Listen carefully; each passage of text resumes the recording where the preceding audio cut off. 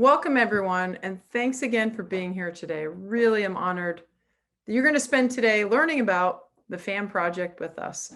I'm Angela Ruggiero, a four-time Olympic medalist in the sport of ice hockey, formerly a member of the International Olympic Committee, and the CEO and co-founder of Sports Innovation Lab. We're the company that brings you the FAM project, a fan intelligence market research firm exclusively focused on the fan and the business of sport. So excited to be here today to talk about this groundbreaking research.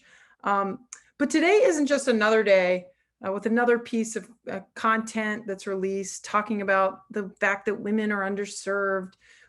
We want to change everything. We believe this report's going to change the business of women's sports and the opportunity to invest in women's sports.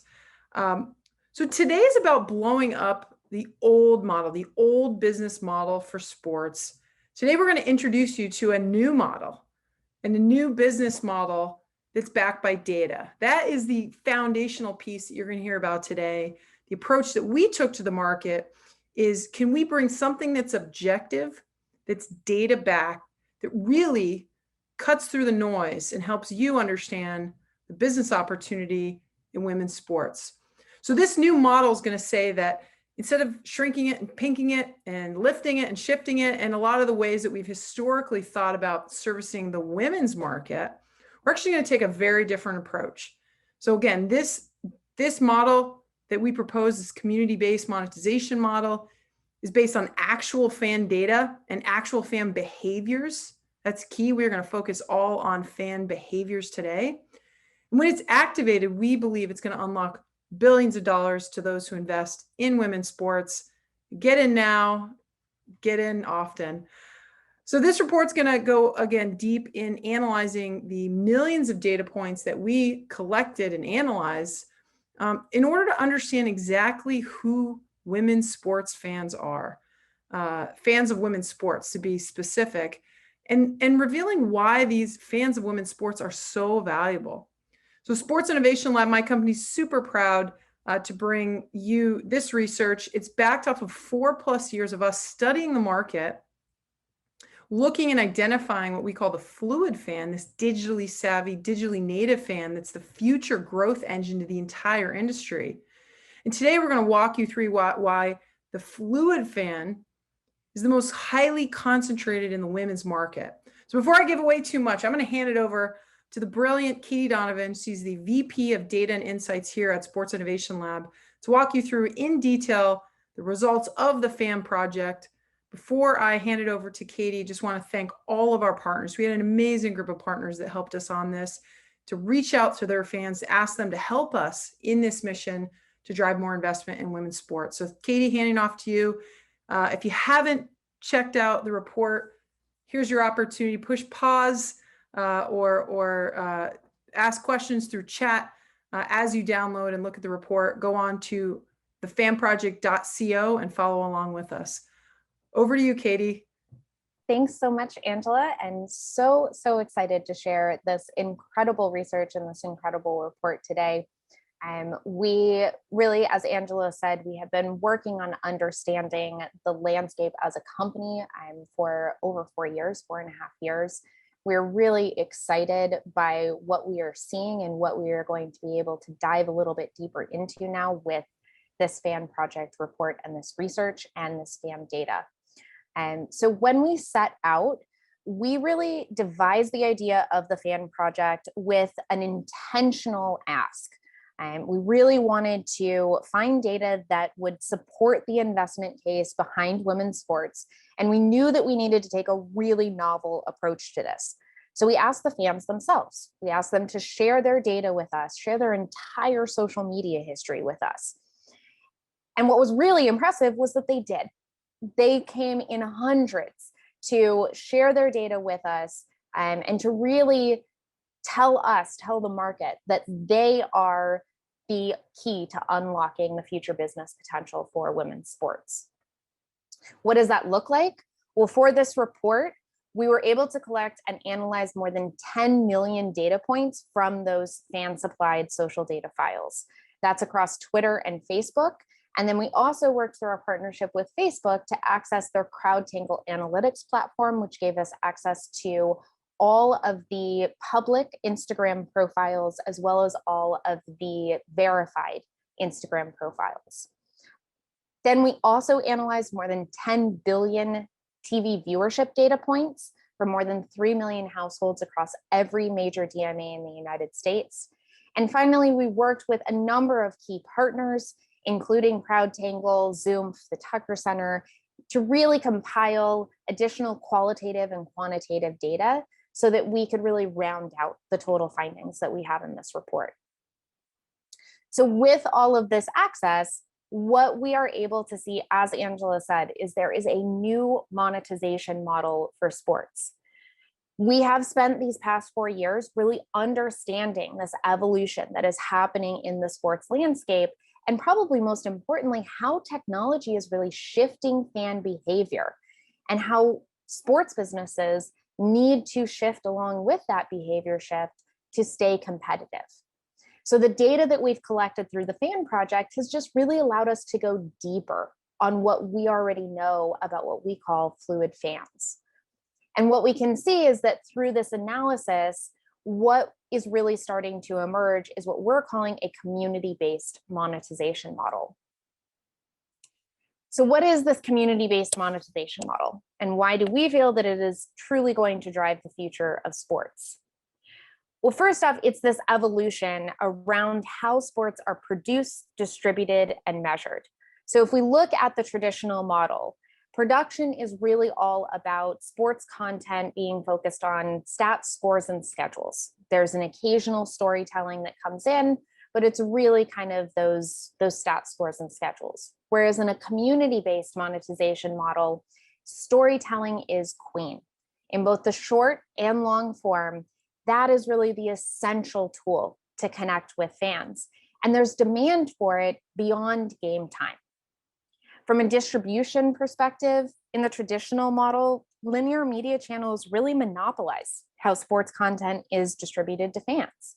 Whereas in a community-based monetization model, having consistent, accessible content is really necessary. So how digital channels are used, social media, OTT, et cetera, is really important to the overall conversation.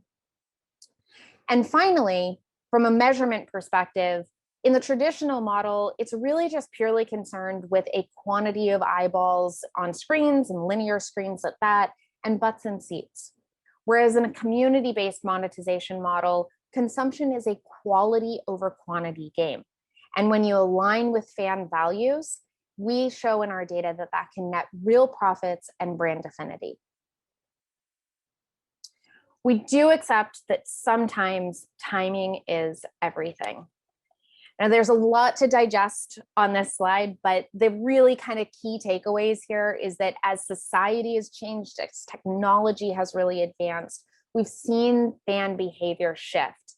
But throughout all of that, there is no such thing as an overnight success. Those societal shifts, those tech advances, they are, however, accelerating women's sports growth. And because we can see that women's sports have really only come about in the last 30 years, with some few exceptions, women's sports are really acting as the startups of the sports world. And they're able to take advantage through a more agile nature by focusing on things like smartphones, acceleration into the marketplace, and social media creating new and direct access to athletes. And this isn't slowing down. The pipeline for talent for women's professional sports in North America is growing at 6 times the rate of the men's pipeline. And a lot of that is the Gen Z demographic who is socially and digitally savvy. They are natives in this space and they are engaging directly with the fan base through those spaces. So in the new age of sport, fluid fans are really the growth engine.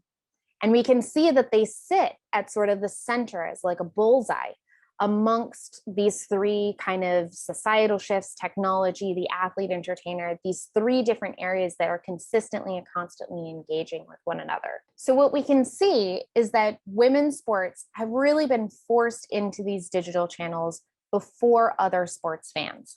And this has really happened out of necessity. Because they didn't have a lot of the linear media deals or the large marketing dollars or the other things that other parts of the sports industry have been afforded, the fan base has been forced to navigate social media, to navigate the streaming networks earlier than the general sports fans. And so as a result, fans of women's sports have become fluid fans first. And they actually sit at the center of this kind of secular movement that is happening within the industry. Now, our data shows, and it goes back as far as 2007, that those behaviors started to really matriculate and become a thing over the course of the last decade. But what was really interesting to see was that fans of women's sports were exhibiting fluid fan behaviors regularly as far back as 2015, 2016. Which means that for the past 5+ years, there has been significant money left on the table because we haven't been targeting these fans directly who are fluently navigating these different technological spaces. And maybe more importantly for the broader industry, what we've also left on the table is the ability to learn about the future fan. We see this type of fluid fan starting to take place and this type of behavior starting to take place in the general sports fan base, but they're still learning a lot of those spaces. Whereas fans of women's sports are already educated and fluently exhibiting their behaviors within these spaces and navigating these spaces. And so why is that important? Well, understanding these types of early adopters can really unlock short and long-term revenue. And we've seen this type of stat shared across multiple different industries in tech and music, et cetera. Sometimes they're called trendsetters, sometimes they're called hyper users. We're calling them early adopters, but at the heart of it, these types of early adopters typically only represent 1 to 10% of the total fan base, but can be responsible for as much as 50 to 80% of revenue. So understanding how these fans behave is an integral part of how you can future-proof your business. So what do fans of women's sports really tell us about the next generation of fans? First off, we see that they are exhibiting 10 key behaviors. And they're definitely exhibiting a number of behaviors beyond that, but we believe that these 10 behaviors represent the core. These are the behaviors that we see showing up most frequently. And this is important because we want to move beyond as an industry from looking at this kind of demographics first, target first type of approach, and instead starting to understand the human behind the device, the behaviors that they're exhibiting as a way to unlock revenue. And we see these behaviors show up frequently. We've analyzed all of the key behaviors, how and where they show up in the data.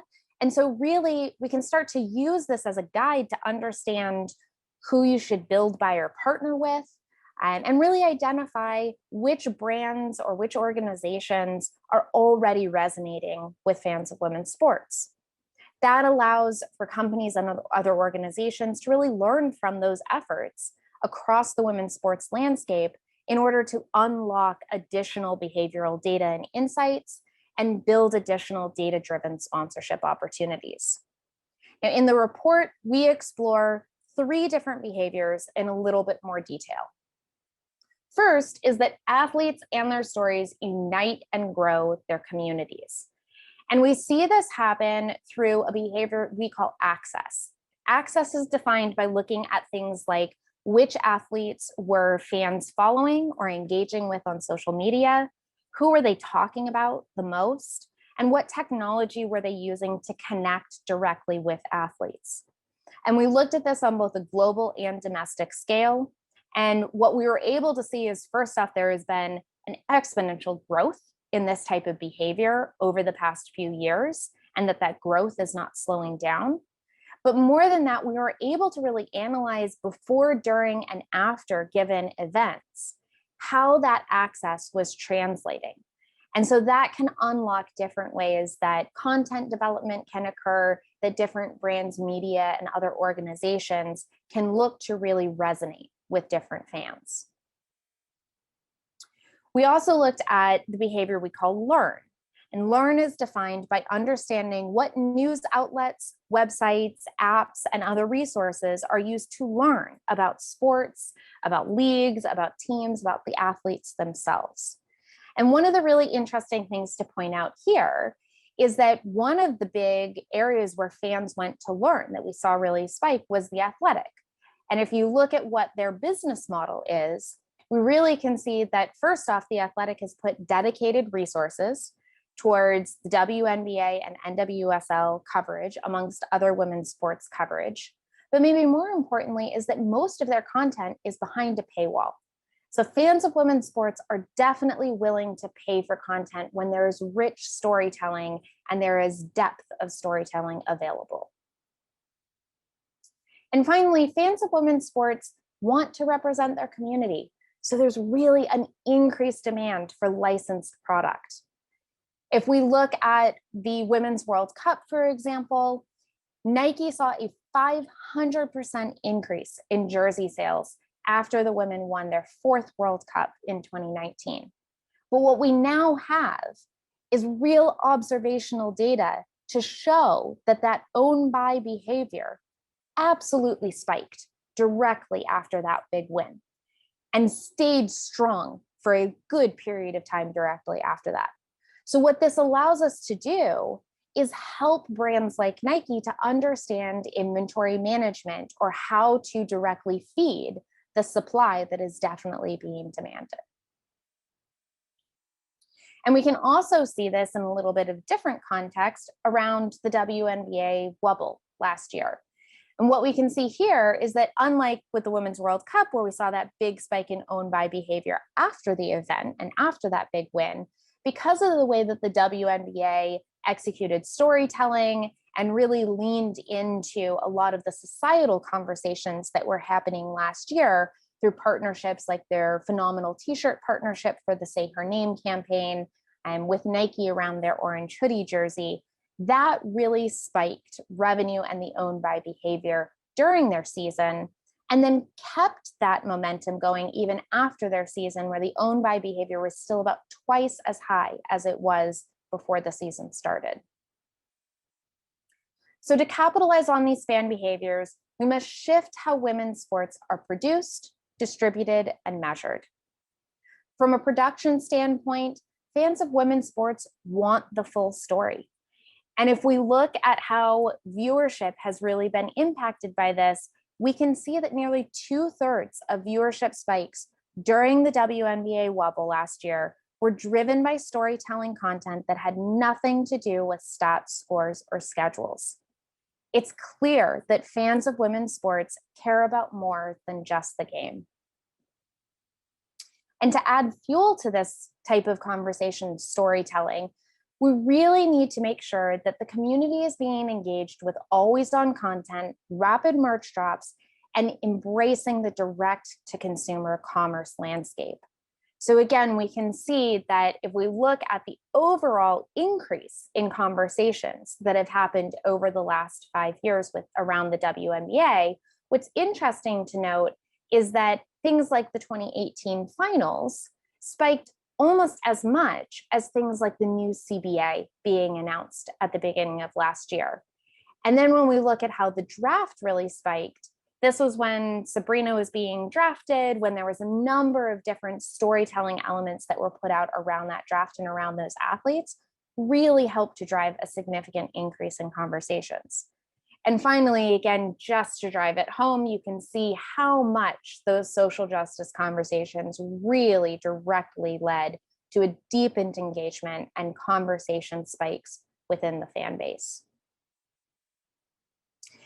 From a distribution perspective, you need to make watching interactive. Women's sports communities need more ways to be together when watching live events. It will be no surprise to anybody that OTT's share of television view time is only on the increase. That is becoming an increasingly important area to pay attention to. For fans of women's sports, it is a necessity. For the future of fandom, it is a necessity. And if we look at the example of the Women's World Cup versus the Men's World Cup, in 2018 at the Men's World Cup, only 8.9% of the viewership happened through digital or streaming channels. Whereas with the Women's World Cup in 2019, 43% of their viewership happened on digital channels. And even when linear options were available, you can see that some people continue to watch in both linear and digital channels. Even more so from a distribution perspective, making the content accessible and consistent is what ultimately scales the community. If we look at what happened with the NWSL in 2020, and they were the first to go out to market with live coverage and a live event again, they had new sponsorship and new partnerships with CBS Sports and with Twitch. And as a result of making their game content more accessible across more platforms, removing paywall barriers, they saw a 476% increase in viewership when almost everybody else was down by double digits. And finally, from a measured perspective, first and foremost, we need to shift how women's sports are measured and valued. And really the key here is understanding quality.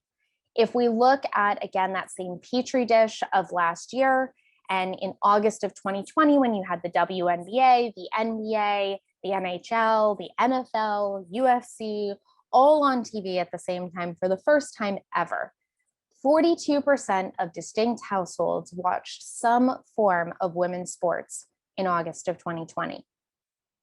And what's maybe more interesting is that when we looked at the overall average viewership of the playoffs for the WNBA versus the playoffs for the NBA over the period of August and September, we saw that on average, people watched through about 46% of an NBA playoff game, while they watched through 58% of a WNBA playoff game. So the quality of eyeballs on those games is really important. And not only are fans of women's sports really tuning in, but they're staying longer to support the athletes that they love. Finally, from a measured perspective, we know that brands who invest in women's sports right now benefit from community-based commerce and brand affinity. And if we look at data from our partners at SOMF, we can see that for brands who have been early adopters of this space, who have jumped in and done so in an authentic and meaningful way, they benefit from, most cases, at least 2 times the level of brand affinity from fans of women's sports versus general sports fans when it comes to interaction with those same exact brands. And we see that uptick happen almost immediately. So if we look in our data from what we saw around Visa becoming the official sponsor of the US women's national team and dedicating themselves to being a 50-50 sponsor between the US women's team and men's teams, we saw a 27% year-on-year increase in overall fan behaviors being exhibited directly correlating to Visa in that time. Similarly, when we look at Budweiser, we see that when they became the official sponsor of the NWSL in 2019, they saw more than 1,000% year-on-year increase in fans of women's sports directly exhibiting behaviors around and towards Budweiser. So to close, I think it will be no surprise that we will say that the time to invest in women's sports was yesterday, but the opportunity for us to shift to a community-based business model is here now.